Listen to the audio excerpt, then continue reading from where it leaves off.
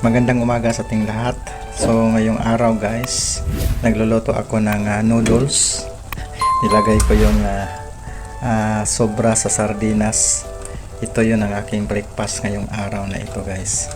So naka-ready na rin po yung aking kanin. Ayan. So ganito lang muna ang aking ulam ngayong araw na ito guys. Dahil po dahil sa naghahanap yung aking tiyan ng kakaibang ulam, kaya nagluluto ako ng noodles. So yan, naghalo-halo ko muna to guys. Ayan yung sobra na sardinas, kasi guys yung tiyan ko palaging kumukulo, kaya ganito lang muna ang aking kinakain. So ayan guys, so maya maya kakain na po ako, at yan po ang aking kanin. Ayan, pakuluin ko muna, tapos takpan ko ng sandali.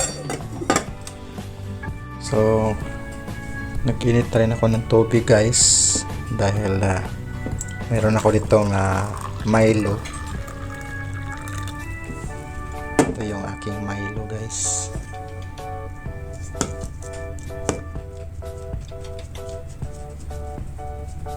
Yan, tama na yan. Dagdagan ko ng tubig konti, mukhang matipid yata.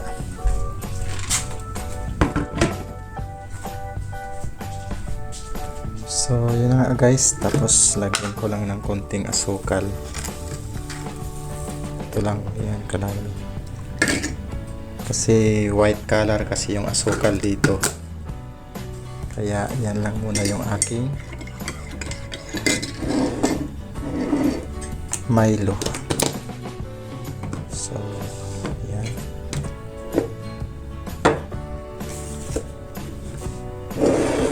so magbe-breakfast na po ako ngayon guys. Tingnan natin. So lutong-luto na guys yung aking noodles na may sobra ng sardinas. So may kakain ako.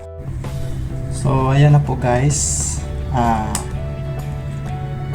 luto na po yung aking noodles. So kakain na ako ngayon guys, at ito yung aking breakfast.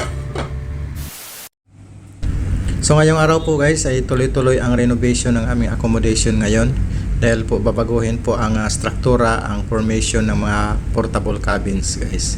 So ayan po, nagkakot sila ng mga buhangin at papatagin po ito guys. So papasok na rin ako guys sa aking opisina ngayong araw, dahil gagawa din ako ng mga reports sa araw na ito guys. So ito po pala yung aking opisina guys. So ngayong araw na ito medyo okay na po ang aking pakiramdam sa aking katawan guys. So ganito talaga ang buhay ng bilang isang OFW dito sa kaharian sa Kingdom of Saudi Arabia. Tuloy-tuloy lang ang trabaho guys, at laban lang po para sa kinabukasan ng pamilya. At in the future, mayroon tayong mga pangarap sa buhay kailangan nating abutin.